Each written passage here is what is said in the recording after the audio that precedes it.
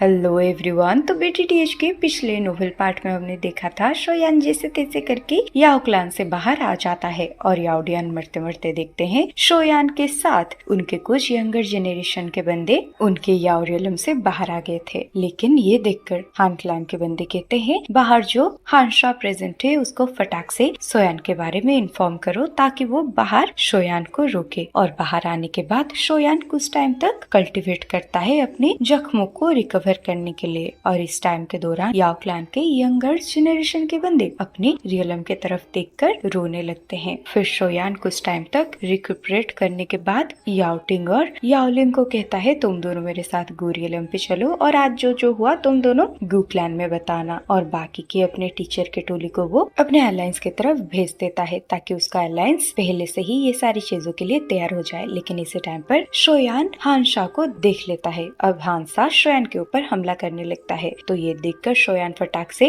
अपने टीचर को कहता है आप लोग अलायंस की तरफ निकल जाओ, मेरे अलग ही प्लान से मैं याओलिंग और याओटिंग को लेकर गू क्लैन पर निकल जाऊंगा। उसके बाद शोयान अपने टीचर को जाते हुए देख अभी अभी बनाया हुआ 9 टायर की मिस्ट्री स्पेल को कंज्यूम कर लेता है, जिसकी वजह से उसके बॉडी में अजीब तरीके की स्ट्रेंथ आ जाते हैं। उसके बाद वो उसी स्ट्रेंथ के साथ कुछ टाइम तक हानसा के साथ लड़ने के बाद वहाँ से भाग जाता है। और यही से ही स्टार्टिंग होती है बैटल थ्रू दी हेवन का आज का नोवेल एक्सप्लेनेशन पार्ट। अब हमें शोयान को लाइट की तरह आगे बढ़ते हुए दिखाई देता है और ये लाइट की वजह से नीचे प्रेजेंट हुए जमीन पर कुछ लोग बहुत ही ज्यादा सरप्राइज हो जाते हैं। अब नीचे प्रेजेंट हुए कुछ लोग देखते हैं जैसे ही आसमान में ये लाइट अपीयर होती है उसको पीछा करते हुए आता है एक मॉन्स्टरियस ऑरा। और ये ब्लैक कलर का मॉन्स्टरियस ऑरा जैसे ही वो लाइट के पीछे अपीयर होता है नीचे प्रेजेंट होकर देखने वाले एक्सपर्ट्स बहुत ही ज्यादा डर जाते हैं। अब शोयान जैसे ही पीछे मुड़ता है वो हान शांग को पाकर बोलता है ये बुढ़ा बिल्कुल भी गिव अप नहीं करने वाला। इसी टाइम पर याओ टियान जो कि शोयान के पास था वो शोयान को कहता है मिस्टर शोयान हमें गोरियलम तक पहुंचने में आधा दिन और लग जाएगा और ये बुढ़ा हमारे करीब आता जा रहा है। ये सुनकर शोयान फील करता है कि अभी के लिए उसके बॉडी में जो 9 टायर का मिस्टीरियस पिल है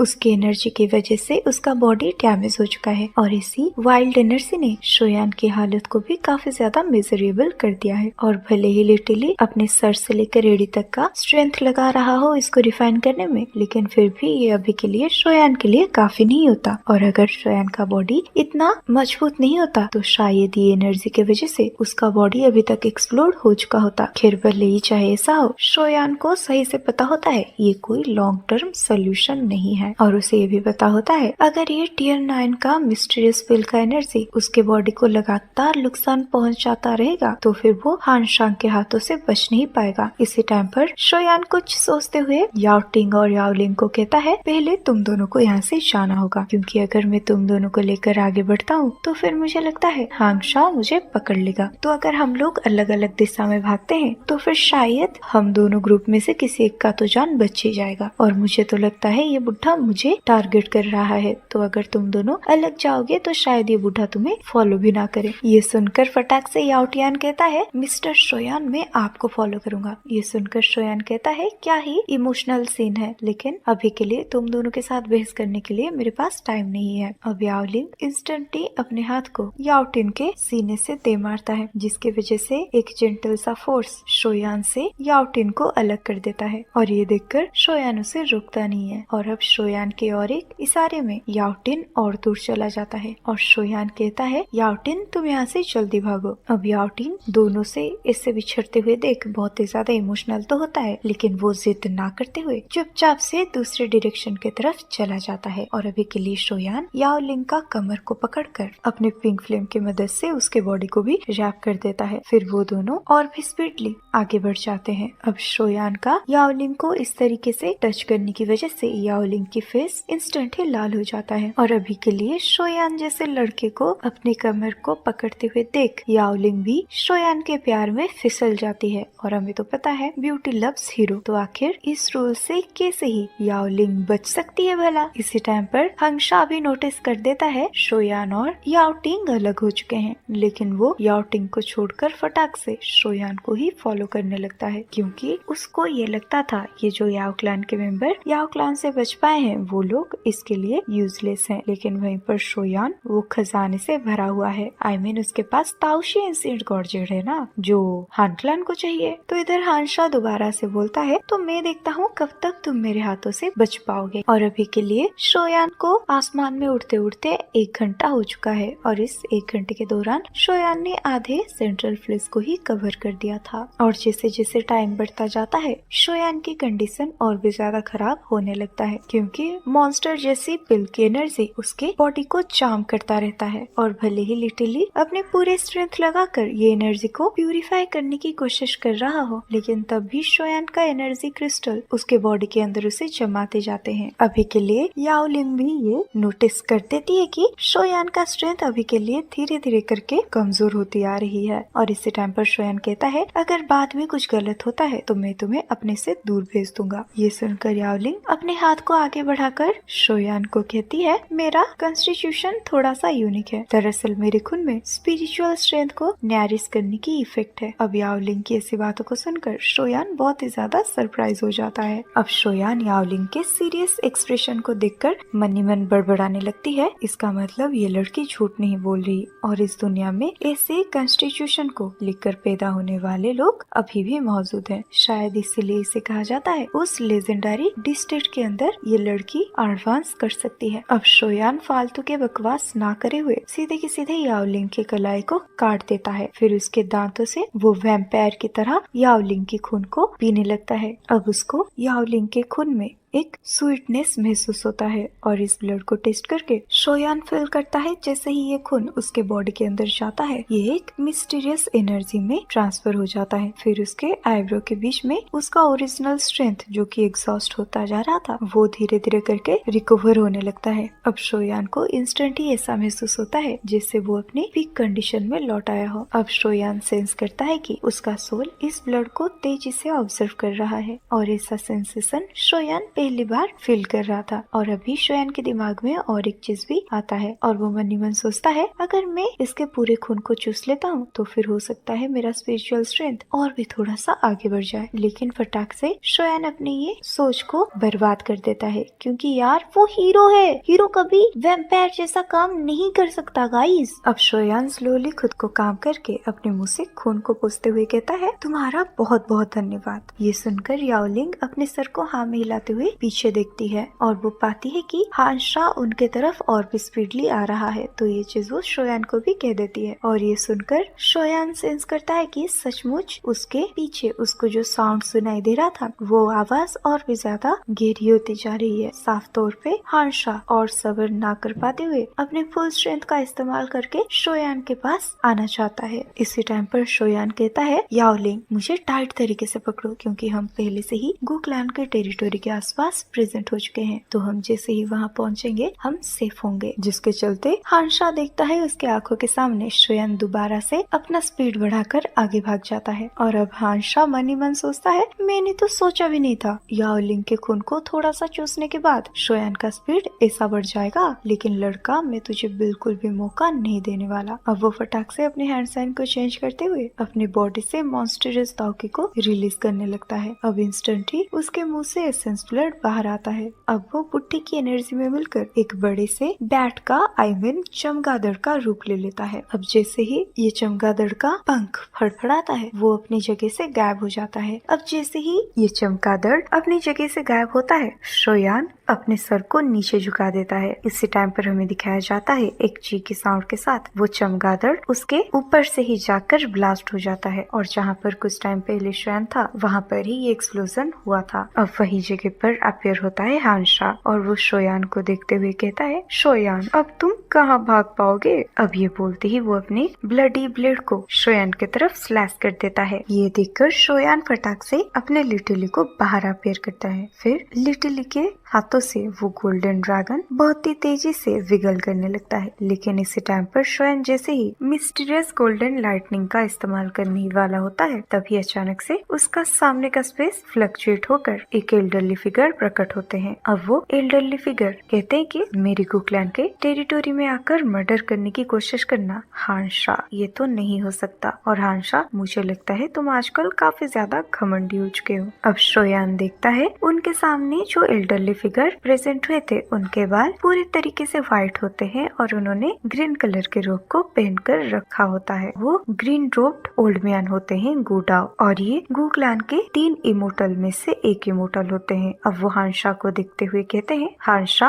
अब क्योंकि तुम हमारे गु क्लैन के टेरिटोरी में आ गए हो तो तुम्हें अपने आप को संभालना चाहिए। आखिरकार तुम भी थक गए होगे। इसी टाइम पर हानशा गुडाओ को कहता है, मेरा टारगेट ये लड़का है, मेरा तुम्हारे साथ कोई भी लेना देना नहीं है। ये सुनकर गुडाओ स्माइल के साथ अपने सर को हिलाते हुए कहते हैं ऐसा नहीं होने वाला, क्योंकि शोयान को हमारे क्लान का आधा मेंबर बोला जा सकता है, तो मेरे लिए शोयान को तुम्हारे हवाले करना इम्पॉसिबल है। तो हानशा तुम्हें जल्दी से यहाँ से चला जाना चाहिए, क्योंकि यहाँ पर तुम्हारे लिए फाइट करना डिसएडवांटेज हो सकता है। अब ये सुनकर शोयान बहुत ही ज्यादा सरप्राइज होकर मन ही मन सोचता है, आखिर मैं गु क्लान का मेंबर कब बना। अब इसी टाइम पर ऐसा लगता है जैसे गुडाओ ने शोयान की मन की बातों को सुन लिया है। अब गुडाओ शोयान की तरफ मुंह मोड़ते हुए कहते हैं, लिटिल फेलो, तुम डेमोनिक फ्लेम रियलम के अंदर जूनर के साथ हर एक चीज कर चुके हो। उन्होंने बहुत क्लियरली बोला था उन दोनों के बीच में क्या हुआ है, लेकिन वो चीज मैं आप सबके सामने एक्सपोज नहीं कर सकती। तो आगे गुडाओ कहते हैं, तो तुम अब मुझे ये मत कहना कि तुम मेरी बातों से मुकरना चाहते हो। ये सुनकर शोयान बहुत ही ज्यादा एम्बैरेस फील करता है, लेकिन वो इंस्टेंटली खुद को रिकवर करके कहता है, एल्डर, इस बारी मैं आपका गु क्लैन इसलिए आया हूँ कि मैं आप सबको इन्फॉर्म कर सकूं कि याओ क्लैन को हान क्लैन ने पूरे तरीके से डिस्ट्रॉय कर लिया है, और ली क्लैन और शी क्लैन का डिस्ट्रैक्शन का पीछे का कारण भी यही हान क्लैन है। ये सुनकर गुडाओ हानशा की तरफ मुंह मोड़ते हुए बोलते हैं, तो तुम लोग सच में इसके पीछे हो, और वैसे भी तुम्हारे पिछले हमले के बाद से हमारी क्लैन को लग रहा था कि हान क्लैन ही ये सब के पीछे है, बस हम लोग कोई प्रूफ को इकट्ठा नहीं कर पा रहे थे। अब गुडाओ की बातों को सुनकर हानशा हंसते हुए कहता है, तुम फालतू के बकवास मत करो, और वैसे भी तुम्हारा गु क्लैन की एंडिंग भी कुछ उन्हीं क्लैन की तरह ही होने वाला है। ये सुनकर गुडाओ काफी ज्यादा गुस्से में हानशा को कहते हैं, मुझे लगता है तुम्हारे पास ऐसी एबिलिटीज नहीं है। ये सुनकर हानशा हंसते हुए कहता है, हमारे पास कैसी एबिलिटीज है वो काफी जल्दी तुम लोगों के सामने आ जाएगा। अब वो फटाक से अपने ब्लेड से एक पावरफुल हमला को गुडाओ के ऊपर थ्रो करता है, लेकिन इधर गुडाओ हानशा को कहते हैं, हम दोनों को एक दूसरे के साथ फाइट करे हुए कई सौ साल हो चुके हैं, तो लगता है तुम कुछ खास आगे नहीं बढ़ पाए हो, और अगर तुम्हारे हान क्लैन के चारों डीमन सेंट अपने नंबर्स का फायदा नहीं उठाते तो हमारे गु क्लैन के तीनों इमोर्टल्स तुमसे पीछे नहीं होते। अब ये बोलकर गुडाओ फटाक से अपने हाथ को क्लेंच करते हैं, जिसके चलते हमें एक 100 फुट बड़ी ग्रीन कलर की रॉड को अपीयर होते हुए दिखाई देता है। अब ये रॉड आसमान में डांस करने के साथ साथ कई सारे एनर्जी वेव भी आसमान पर क्रिएट होकर हानशा के रॉड के अटैक के साथ जाकर एक्सप्लोड हो जाता है, जिसके वजह से इनके 1000 किलोमीटर का स्पेस इस तरीके से फ्लक्चुएट होता है कि इसके अंदर बहुत सारे क्रैक्स हमें दिखाई देते हैं। अब शोयान याओलिंग को लेकर नीचे जमीन पर बैठ जाता है। अब शोयान फील करता है उसके अंदर का वो मिस्टीरियस 9 टायर पिल का एनर्जी लगभग उसके पूरे बॉडी को ब्लॉक कर चुका है, तो अगर शोयान उसे जल्दी से रिफाइन ना करेगा तो फिर वो बहुत जल्दी एक्सप्लोड हो सकता है। इसी टाइम पर शोयान एक गड़बड़ भरी आवाज में कहता है, सच में ये 9 टायर की मिस्टीरियस पिल को स्पैलो करना उतना भी आसान नहीं है, और इसे कोई रैंडमली बिल्कुल भी नहीं निकल सकता। अब बैठते ही शोयान फटाक से अपनी हैंड साइन को चेंज करने लगता है, और लिटरली शोयान के बॉडी से बाहर आकर एक फायर ओवन में बदलकर शोयान के बॉडी को रैप कर देता है। और इस टाइम पर प्यूरिफाइंग डेमोनिक लोटस फ्लेम अपने पूरे एफिशिएंसी पर काम करता है, और ये चारों तरफ से शोयान के बॉडी के अंदर घुस के उसके बॉडी के सारे ब्लड वेसल्स को रिफाइन करने लगता है, और ये फ्लेम का टारगेट होता है वो एनर्जी क्रिस्टल। अब क्योंकि उसके ऊपर कोई भी दुश्मन हमला नहीं कर रहा है, तो फिर अब शोयान अपने पूरे दिमाग को फोकस करके अपनी बॉडी के एनर्जी के क्रिस्टल के ऊपर ही लगाता है, और अभी के लिए लगता है शोयान का इससे काफी ज्यादा फायदा होने वाला है। अब हमें दोबारा से प्यूरिफाइंग डेमोनिक लोटस फ्लेम का फ्राइटनिंग स्ट्रेंथ को अनरिलीज होते हुए दिखाई देता है, और जो एनर्जी के क्लस्टर शोयान के बॉडी के अंदर जम गए थे वो अब धीरे धीरे काफी जल्दी प्योर एनर्जी में बदलने लगते हैं, और इस टाइम पर ये एनर्जी शोयान के बॉडी में सहला गुलाब की तरह बह रहा होता है और उसका बॉडी जो कि पूरे तरीके से ब्लॉक हो गया था, अब वो धीरे धीरे करके ढीला होने लगता है। अब शोयान इंस्टेंटली महसूस करता है उसका बॉडी एनर्जी से भर गया है और तो और उसके बॉडी का जो डाउकी है वो और भी ज्यादा बढ़ने की साइन को शो कर रहा है और इसका मतलब सीधा सीधा है कि शोयान का ब्रेक थ्रू होने वाला है। और जब शोयान इस टाइम का अच्छे तरीके से इस्तेमाल करके ये शॉकिंग लेवल की मेडिसिनल पिल को रिफाइन कर रहा होता है, हमें वो आसमान की बैटल और भी ज्यादा इंटेंस मोड लेते हुए दिखाई देता है। और वैसे भी गु डाओ और हानशा दोनों ही अपने अपने क्लैन के पावरफुल एक्सपर्ट्स हैं और ऊपर से दोनों के दोनों ही 7 स्टार टाओशिंग के वॉरियर्स हैं और इन दोनों के फाइट से ऐसी एनर्जी रिपल्स रिलीज होती है कि जिसको स्पेस भी कंट्रोल नहीं कर पा रहा था। लेकिन अभी तक इन दोनों के बीच में जीत हार का फैसला नहीं हुआ होता। और जब जब हानशा के ब्लेड से एक रेड कलर का रोशनी गु डाओ के पावरफुल गोल्डन रोशनी के साथ टकराता है, हर बार हानशा डिसएडवांटेज में रहता है, जिसके वजह से इस बारी हानशा बोलता है डैम इट, इस टाइम पर मुझे ये ओल्ड घोस्ट क्यों मिला और वैसे भी ये गु क्लैन का टेरिटोरी है, तो अगर यहाँ पर कोई भी लार्ज स्केल का बैटल होती है तो फिर गु क्लैन का ध्यान यहाँ पर अट्रैक्ट हो जाएगा और उस टाइम पर अगर गु क्लैन के तीनों इमोर्टल्स यहाँ पर आके तो फिर मुझे भी यहाँ से वापस लौटने में परेशानी होगी, तो मुझे इस बैटल को जल्दी से खत्म करना होगा। ये बोलते ही गु डाओ अपने हैंड साइन को स्पीडली चेंज करने लगता है, जिसके वजह से उसके बॉडी में से एक रेड कलर का लाइट इरप्ट होता है। उसके बाद वो एक ब्लड बीड को क्रिएट करके आसमान में छोड़ देता है और उसके बाद वो ब्लड बीड धीरे धीरे फुल कर 10,000 फुट के साइज का हो जाता है और इस भयानक से दिखने वाले बीड के आसपास एक डेंस इफिलोरा इकट्ठे होने लगता है और ये अटैक का नाम होता है blood god daring the sky. अब एक खतरनाक सोनिक बूम की आवाज के साथ ये ब्लड बीड नीचे की तरफ हैक हो जाता है और जहाँ जहाँ से ये ब्लड बीड सरपास होता है हम उसके 10,000 फीट के एरिया को कोलैप्स होते हुए देख पाते हैं। अब नीचे बहुत ही गहरी गली बन जाती है जो कि हजार किलोमीटर तक फैली हुई थी। अब नीचे की तरफ आ रहे ये ब्लड बीड को देखकर गु डाओ भी बहुत ही ज्यादा टेंस्ड हो जाते हैं। उसके बाद उनके हाथ के वो ग्रीन कलर का रॉड इंस्टेंट ही उस रेड बीड के साथ टकरा जाता है, जिसके वजह से टेरिफाइंग एनर्जी चारों तरफ फैल जाता है। अभी जो ब्लडी बीड था वो अपने आकार को काफी स्पीडली छोटा करने लगता है। एंड में जाकर वो उस जगह पर लौट आता है जहाँ पर हानशा का बॉडी है और इसी टाइम पर वो ब्लड बीड डिसअपियर हो जाता है। अब इसे सीन को देखकर गु डाओ कहते हैं आफ्टर इमेज। फिर वो जैसे ही अपने मुंह को घुमाते हैं उनको हानशा का फिगर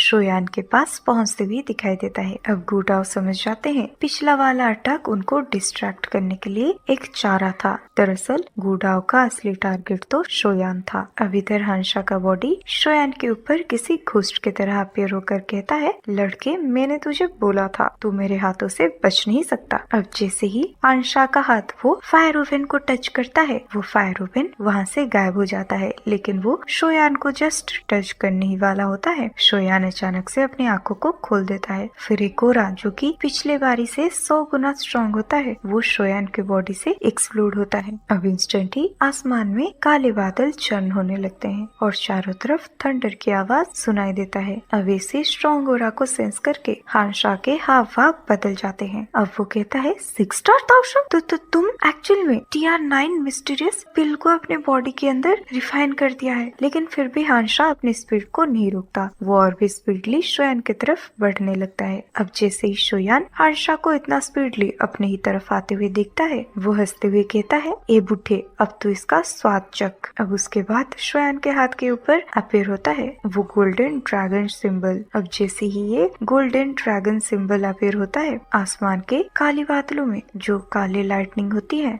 वो इंस्टेंट ही डिम हो जाते हैं। ऐसा लगता है जैसे इसने कोई टेरिफाइंग चीज को देख लिया हो। अब हानशा की आंखें शोयान के गोल्डन ड्रैगन सिंबल को देखता है और ये देखते ही ना जाने क्यों हानशा के दिल में एक अनईजीनेस आता है, बट अभी के लिए उसके पास उतना टाइम नहीं होता कि वो खुद को पीछे ले पाए। वो बस फटाक से अपने आगे बढ़ा रहे हाथ को पंजे में ट्रांसफर करके शोयान के सर को टारगेट करने लगता है। अब शोयान जैसे ही अपने हाथों को ट्रैम्बल करता है वो गोल्डन ड्रैगन गोल्डन सिंबल एकदम से एक्सप्लोड होकर काफी स्पीडली हानशा की तरफ बढ़ने लगता है। अब ये गोल्डन लाइट जैसे ही हानशा के हाथ में जाकर टकराता है, हानशा के हाथ में जो पेनी सी एनर्जी था वो इंस्टेंटली गायब हो जाता है और उसके हाथों से खतरनाक खून रिलीज होने लगता है। और शोयान के ये अटैक में ऐसा पावर था जिसको कि एक 7 स्टार दावशेंग का वॉरियर भी इंड्योर नहीं कर सकता। अब हानशा फोर्सफुली बहुत पीछे जाता है और जाते जाते वो जमीन पर खून की बरसात करके जाता है। अब गुडाओ शोयान के ऐसी टेरिफाइंग हमले को देखकर वो सरप्राइज हो जाते हैं। अब हानशा जैसे ही खुद को जैसे तैसे संभाल कर अपने हाथ को देखता है, वो पाता है उसके हाथ में एक छेद है, जिसके चलते वो समझ जाता है अगर ये अटैक उसके सर को टारगेट करता तो अब तक उसकी खोपड़ी डिस्ट्रॉय हो चुका होता, जिसके चलते अब वो काफी गुस्से में चिल्लाकर कहता है, बास्टर्ड, आखिर ये क्या चीज है। इसी टाइम पर हानशा नोटिस करता है पीछे से बहुत लोगों का टोली उसके पास आ रहा है। अब इन सारे लोगों को अपने पास आते हुए देख हानशा समझ जाता है उसने उसके पास जो मौका था उसको गवा दिया है। तो अब वो शोयान की तरफ देखते हुए चिल्ला कर कहता है, शोयान याद रखना, जब हम अगली बार मिलेंगे तब तुम्हें इसकी 10 गुना ज्यादा कीमत चुकानी पड़ेगी। अब हानशा एक रे ऑफ लाइट में बदलकर दूर चला जाता है। अब आउडिन शोयान को देखते हुए कहते हैं, मिस्टर शोयान, क्या आपने सच में टियर 9 की मिस्टीरियस पिल को अपने बॉडी के अंदर रिफाइन कर लिया है? क्योंकि वो भी एक अल्केमिस्ट थे तो उनको सही से पता होता है कि 9 टायर की मिस्टीरियस पिल की एनर्जी कितना ज्यादा भयानक होता है। और वो और भी ज्यादा शॉक इसलिए हो रहे थे, शोयान इस मिस्टीरियस पिल को सिर्फ 10 मिनट में ही रिफाइन किया था। ये सुनकर शोयान भी कहता है, ये इतना आसान कैसे हो सकता है भला, मैंने बस इसके एक पोर्शन को ही रिफाइन किया है। लेकिन ये जानकर शोयान बहुत ही ज्यादा एक्साइटेड हो जाता है कि उसका एक दूसरा मिस्टीरियस पिल के रिफाइनमेंट के बावजूद भी वो सीधे के सीधे 1 स्टार तक अपग्रेड हो पाया है। और वो मन ही मन सोचता है, अगर मैं ये मिस्टीरियस पिल को पूरे तरीके से रिफाइन कर देता हूँ तो फिर हो सकता है मेरा स्ट्रेंथ और थोड़ा सा बढ़ जाए, और क्या बताइए 6 स्टार के इंटरमीडिएट लेवल पर पहुँच जाए। अब एल्डर गुडाओ हवे में चलते हुए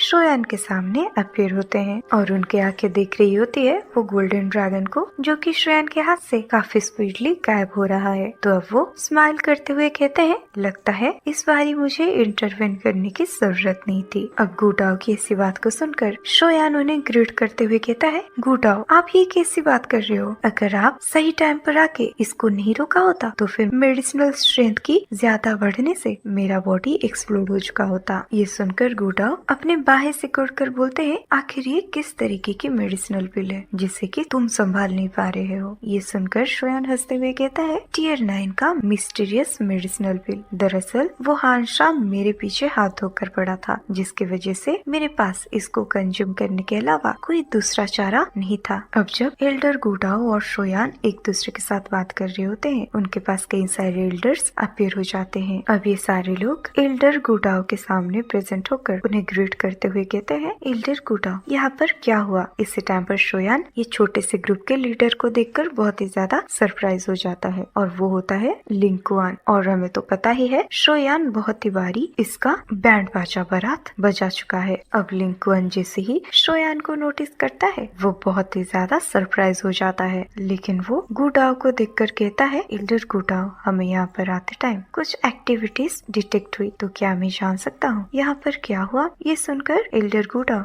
हल्की आवाज में कहते हैं, अब यहाँ पर सब कुछ ठीक है। दरअसल यहाँ पर आने वाला इंसान हान क्लान के 4 डीमन में से एक हानशा था। अब लिंकुआन के पूरा ग्रुप का एक्सप्रेशन चेंज होते हुए देख एल्डर गुडाओ उन सबको डांटते हुए कहते हैं, जाओ जाओ, तुम सब अपने अपने काम में लग जाओ और जाके खुद को थोड़ा सा ट्रेंड करो। जरा तुम अपने आप को और शोयान को देखो। ये शोयान अभी भी तुम सारे लोगों से काफी यंग है, लेकिन फिर भी हानशा उसे पकड़ नहीं पाया, और ऊपर से शोयान ने हानशा का एक हाथ को लगभग तोड़ ही दिया था। और अगर सच में हमारी गुक्लान के अंदर शोयान को कम्पीट देने वाला ऐसा कोई इंसान हो तो इन फ्यूचर हमारे गुक्लान को राइज होते हुए कोई भी नहीं रोक सकता। अब एल्डर गुडाओ की ऐसी डांट को सुनकर लिंकुआन का कुछ बोलने का हिम्मत नहीं होता, क्योंकि लिंकुआन के लिए हानशा एक गॉड जैसा है, लेकिन उसके ये गॉड को उससे भी यंग दिखने वाला शोयान सिर्फ उसके हाथों से बच ही नहीं गया, ऊपर से उसको बहुत ही गंदे तरीके से इंजर्ड भी कर दिया है। अब जब गुडाओ शोयान को इस तरीके से